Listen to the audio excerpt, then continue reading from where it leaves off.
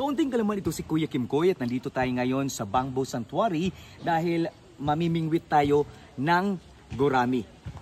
Alam niyo ba kung saan galing ang salitang bingwit? Ito may scientific name na bingwitisis is the Isis tilapiasis. Kaya ito, gagamitin natin ang bingwit.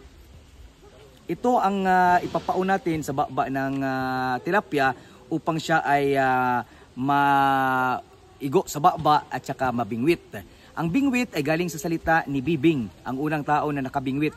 Si Bingbing na may lawit. Ang tawag sa kanya, ang kalaunan ni Bibing na may lawit, naging bingwit. Kaya testingan na natin ang pagpapakaon ng mga isda dito at unahin natin kunin ang tilapia. Lalaki kung tilapia, pag babae, tilapti.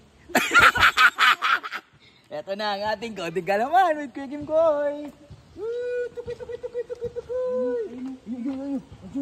Ayun. Uy.